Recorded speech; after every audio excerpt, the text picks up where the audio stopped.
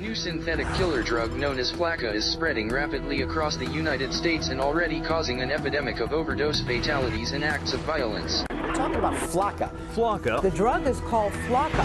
Some have dubbed it the insanity drug. And it's everywhere. It's been described as the scariest drug in the world. More powerful than heroin or cocaine.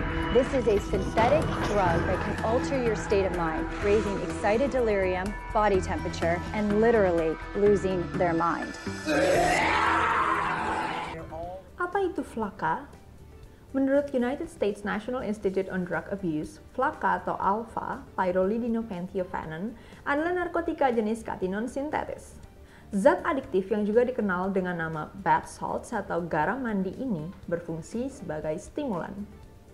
Efeknya meningkatkan kewaspadaan, fokus, dan energi. Setara dengan ekstasi di pasaran, Flakka termasuk dalam kategori uppers alias memiliki pengaruh yang kuat terhadap tubuh dan pikiran bagi yang mengkonsumsinya. Dia diproduksi di pusatnya di Cina dan dijual dengan harga di kisaran 5-6 US dollar per dosis alias 60-70 ribu rupiah, yang mana berarti murah. Video yang Anda saksikan di awal tadi diunggah pada bulan Mei tahun 2016.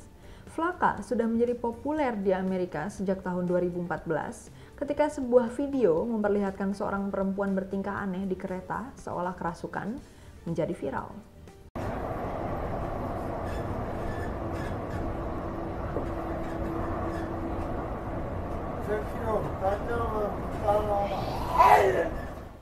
Berbagai macam video yang mengerikan telah secara serampangan dikaitkan dengan Flakka. Namun ketika dikonfirmasi, misalnya saja video perempuan di kereta tadi, ternyata tidak ada kaitannya dengan Flakka. Pada bulan November 2016, Joseph Palomar, asisten profesor bidang kesehatan dari New York University Langone Medical Center, menuliskan sebuah artikel yang merespon fenomena Flakka ini dengan judul "Flakka is a dangerous drug, but it doesn't turn you into a zombie." Palomar merespon berita-berita di media mengenai seorang remaja berusia 19 tahun yang melakukan sebuah aksi kanibalistik di sebuah rumah di Florida yang menewaskan sepasang suami istri, di mana keduanya digigit di bagian wajah dan dimakan di bagian perutnya.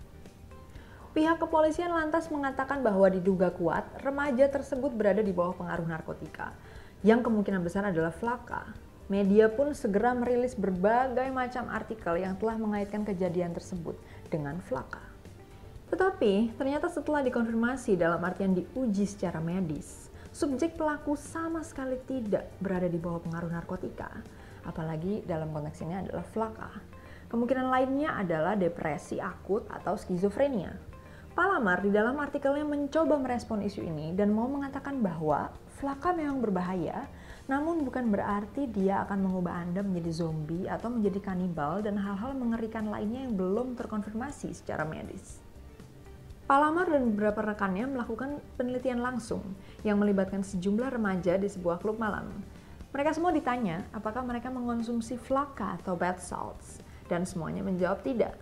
Namun ketika diuji dengan mengambil sampel helai rambut, diketahui bahwa 4 dari 10 remaja positif mengonsumsi Flakka yang mereka pikir adalah molly atau ekstasi. Nyatanya, mereka terbukti tidak menunjukkan perilaku agresif apalagi kanibalistik di dalam klub malam tersebut. Padahal, mereka tanpa sadar sudah mengonsumsi Flakka.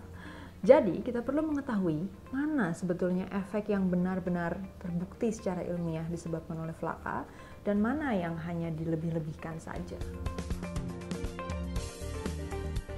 Pertama, memengaruhi suhu badan. Flakka sudah terbukti secara ilmiah dapat menyebabkan peningkatan temperatur tubuh secara drastis dan mendadak. Kedua, Flakka juga terbukti menyebabkan paranoid atau ketakutan berlebih, delusi, dan halusinasi. Itu yang juga menyebabkan orang-orang menjadi mungkin kadang bertingkah aneh tanpa sadar. Dan itu sebetulnya efek yang sudah biasa terjadi kepada orang-orang yang mengkonsumsi narkotika, termasuk ekstasi yang sebetulnya banyak dikonsumsi oleh remaja di Amerika misalnya. Yang ketiga, dapat menyebabkan kematian apabila dikonsumsi dalam dosis berlebih dan juga dalam delusi atau halusinasi. Seseorang bisa melakukan sesuatu yang membunuh dirinya sendiri dalam bentuk suicidal activities yang dimana juga dalam sebagian besar kasus kematian oleh Flaka memang pelakunya atau subjek yang mengkonsumsi melakukan aktivitas itu, yang kemudian akhirnya dia meninggal dunia. Pertama, menyebabkan perilaku kanibalistik.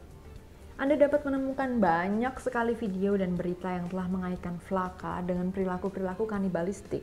Antara lain yang tadi sudah saya jelaskan juga mengenai remaja di Florida itu.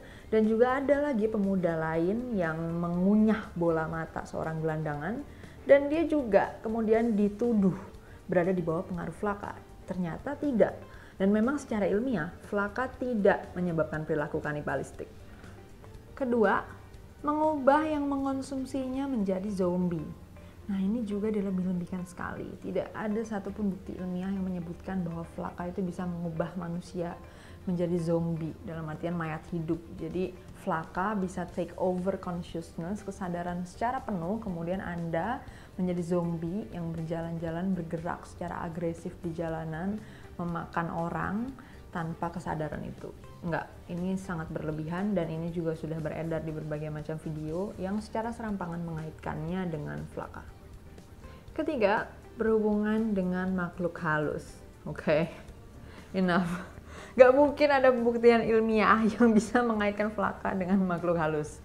Nah, udah banyak sekali juga video yang menuliskan judulnya itu Demonic Possession, dan itu dikaitkan dengan Flaka. Jadi katanya Flaka itu gerbang menuju dunia lain, kemudian orang yang mengkonsumsi Flaka itu sama saja kerasukan setan dan kemudian menjadi bagian dari setan. Udah gawat juga ya, nanti jangan-jangan saya ngaku-ngaku ngasih makan setan pakai Flaka gitu, nggak taunya saya lagi sibuk jualin Flaka ya. Kayak kemarin itu loh, siapa namanya, Dimas Kanjeng ya, katanya ngasih makan jin, nggak taunya itu sabu. Well, itu dia tadi ya, efek-efek hiperbola dari Flaka. Semoga aja Anda nggak tertipu lagi dengan berbagai macam pemberitaan media yang berlebihan mengenai narkotika ini. Namun tentu saja kita juga sudah menyebutkan tadi bahwa Flaka tetap merupakan bagian dari narkotika yang berbahaya. So be wise kalau memang mau mengkonsumsi itu. Semoga menginspirasi. Segenap keluarga besar Geolife mengucapkan Marhaban ya Ramadan, selamat menunaikan ibadah puasa. Jangan lupa subscribe, karena mulai bulan ini kita punya konten baru dengan tajuk Geo 100, dan khusus bulan Ramadan kita punya Inspirasi 100 Detik versi edisi spesial Ramadan.